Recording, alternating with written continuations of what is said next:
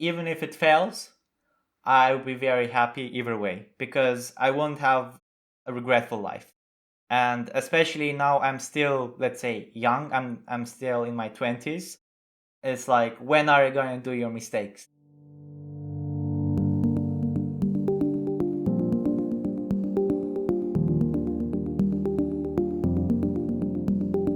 Welcome to the Quit Work Podcast, 15-minute conversations with people who have quit their job and gone their own way. I'm Mark, and today I'm talking to Adrian Spataru, who quit his data science job at a consulting company to go all in on his own AI-driven venture, Cleanvoice. Adrian, welcome to the Quit Work Podcast. Hello, Mark. Thank you for having me today. So let's start with that job you quit. So what made you become a data scientist? I think when I was younger, I wanted to become a hacker. And I think hacking became not so interesting as I thought it was, as in movies. But I had some technical skills, which I picked up. And like the next shiny thing for me was then AI. So it was specifically in AI that you were working in that job? In the beginning, I was doing more data, like classical data science, which means you receive data from various places, you try to clean that data and then find some insights. But later on, as I picked up more responsibilities and grew in my organization, I did more AI stuff, slightly also some management. I know that you enjoyed the projects you worked on at that company and the people that you worked with, but you felt that you didn't have the opportunities for growth that you'd have liked. So why was that? When I left, I was a senior data scientist. And if you want to go a level above, it's like either you do extreme politics within the companies when there's, a new opportunity to go upwards in the organization. Even that was not enticing for me since I didn't want to go pure management. I still wanted to do some hands-on stuff. Another opportunity would be basically to do entrepreneurship. So, somehow create a product within the organization. I even tried that, but that didn't really work out since, again, bureaucracy and just a hard time explaining management people about entrepreneurship. Yeah. I could go to another company, but I still don't see any vision having a job in general since there's no way I can escape like this rat race. Like, try to buy any kind of house nowadays. It's like when my parents were young, they were in their mid-20s, they were working in low-paid jobs back then, and they still managed to buy, a house and an apartment. And like me, super qualified, I could go even to work for big tech. But even with that money, it won't be like such a big difference what my parents have achieved, but with more stress and way less free time. It's like, okay, if I want to get my value in the market, then there's no way as an employee I can ever reach that. Even with the golden handcuffs in big tech, it's not the best option. And it's like, well, okay, if I have to work for all my life, then rather I work on what I would like. And I've been striving to do that for the past 2 years. So it's not something, I felt like I'm going to leave my job today. Today's time to quit. No, it was a thing which I was thinking for years. Yeah. So it's not my company's fault per se, even though I had some issues there. Because even if I leave another company, it wouldn't solve my main pain point. Yeah, you did talk about some drama and you just mentioned the politics at work. Can you say a little bit more about that? I don't want to be too bad to my employer because I really like them overall. Yeah. So you're putting me on the spot here, Mark. Yeah, you don't have to say anything you don't want to. I would definitely recommend people going for work to them. But okay, so in essence is like, well, if there are fixed spots for a certain level in the company, yeah, in essence, you're competing with a lot of people who are older in their organizations, and relationships matter way more than your skill set in your company. Even though you could bring more business in your company, if you're close to the, let's say, to the leadership, then your job is more or less a given. Yeah. Because that's how the top positions were given mainly to people who were friends or related to the CEO or not necessarily CEO, just the leadership itself. So you say that you'd been working up to this and thinking about this for some time. So how did you finally find the courage to go ahead and quit? Well, I managed to reach some revenue with Cleanvoice, which is a side project I'm working on. Yeah. And yeah, I felt like, okay, good. It's not bringing enough money, so it's not like, oh, I'm making $10 million per month and like I'm living Yeah. now on the sunny beach. No, it's more like it basically break even in terms of cost of the company, and any money it would make now, it will go directly to my pocket, basically. Yeah. And it's like, okay, I have some money to cover my costs for, let's say, for 6 months. And if I don't manage to do it within those 6 months to bring, let's say, an income where I can pay my costs, then I would do some consulting or anything, related to that on the side to bring more income in order to prolong my runway. So your last day at work was just a few weeks ago. So how did that feel? On the last day, it was very nice. I had a very good relationship with my boss. Yeah. He also knew about my side project. He knew what was my long-term vision and he supported that. So I got very lucky with my boss. Yeah. And yeah, I invited, all my colleagues. We had some gin tonics. So I had a very relaxing last day of work. But yeah, I mean, the first weeks, it felt like I was checking my phone like in the morning. Oh, notification for work. But I don't even have my work phone anymore. I don't have any notifications anymore. Like my brain and even now it's still stuck. Like, oh, I have to do something for work and then do work on my side project. But it's like, no, you can work now on your side project, brain. It's like you don't have anything else to do. So I'm still struggling a bit with that. So let's talk about your side project, now your main project, Cleanvoice. First, I have to say that you have one of the clearest product websites that I've ever seen. It starts with the value proposition: stop wasting hours editing your podcast, which as a podcaster immediately speaks to me.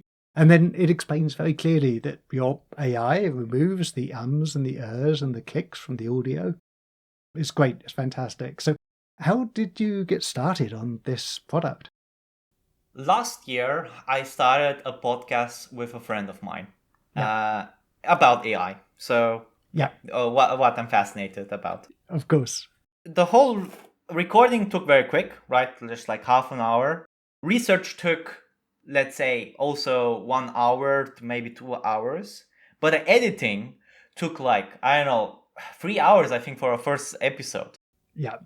Because I'm not a public speaker, and English is not my main language. So, of course, I won't be so fluid like a native speaker. And my friend also not a native speaker. So you could imagine that we have a lot of filler words, we stutter a lot, we have some awkward pauses, and I've noticed that I was always removing the same things over and over again. Yeah. And that was like soul crushing because like, this is so much effort. It's like, could I just automatize this process? And, my engineering side woke up and was like, okay, good, let's make an AI which would make this automatically. But before even doing that, I tried to use the tools out there. So I think a lot of podcasters have heard about Descript, which is like a video editing tool.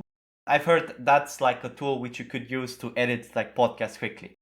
The problem is that if you don't have a British accent or have a native American accent, it kind of doesn't work. And especially for my co-host, which has a very strong Ukrainian accent, you cannot really edit that with this script. Yeah. And it just failed. It didn't work. And I was frustrated. It's like, okay, good. Fine, I'll do it myself. And I've made an AI which would work on our voices. And instead of editing 3 hours, it took me like just 20 minutes. Spectacular. You make it sound so easy. You just say, you made an AI that just reduced the editing time from 3 hours to 20 minutes. I mean, that's not something that most people could even begin to understand how to do. Okay, yeah, you too. I oversimplified it a bit. In essence, I'm just impressed that you managed to do this. I mean, it was effort, of course. The first prototype was horrible, and Cleanvoice editing results were not good at the beginning, but it was still saving me time. And, over time, it became better. for me, I had a skill set. I've been doing AI research, and this is a skill which I have, and therefore it was, let's say, easier for me to bring something out there. Yeah. But if you ask me, okay, if you would start a blog, or I know some other skills like, writing, like, which I suck at, then for me that seems impossible. I couldn't Yeah. write a blog because I just hated writing as a child in general. So, it's really comes to the person's strengths and weaknesses, and I played on my strengths. How's it going from a business point of view? Because the AI is only one side of the business. How's the marketing and the sales going? I am around, I think, like $400 or something like that per month. Oh, fantastic. Recurrent revenue. Yeah. So it's not a lot, but it's something. I've learned a lot as what to do from a business perspective, because it's like when you build it, nobody will notice it, of course, and you have to bring it out there.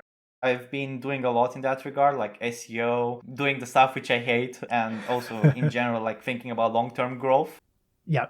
And also technically here in this podcast, right? Just bringing Yeah. out the name out there. From a business perspective, it's growing every month more and more, and I'm very happy about that.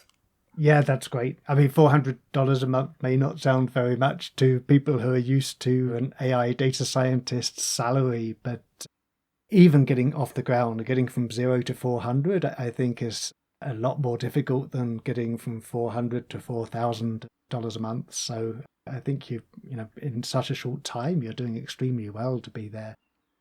What is it about you, do you think, that made you want to work on your own thing when so many other people are content to work for somebody else?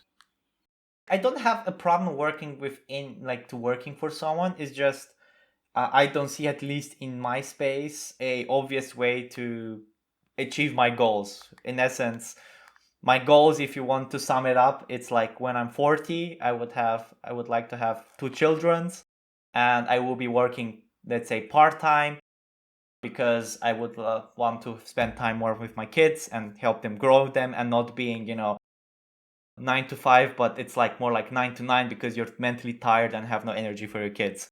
Yeah. Especially when you work in tech. And like for me, it's like that's very important, and therefore I would like to achieve that goal. Anything which helps me to reach that goal, that would be great, and I don't see a way for that. So I don't see it's like, oh, you should not work for someone else. It's like, if it makes sense, then sure, like not everybody has to become an entrepreneur per se, and there are a lot of well-paid jobs out there, right? Yeah. And fulfilling jobs. So I don't see, someone should necessarily do what I'm doing. Far into the future, you're talking about the future there and your plans to have a family someday. How do you think you'll look back at this time and your decision to quit work and go all in on your side hustle? Even if it fails, I'll be very happy either way, because I won't have a regretful life. And especially now, I'm still, let's say, young. I'm still in my 20s. It's like, when are you going to do your mistakes? It's like you want to become older and wiser, and look in your back of time that you were stupid. And if I don't see myself as stupid back then I didn't try enough stuff, because I should be growing and experimenting. And especially during pandemic, I didn't do almost anything.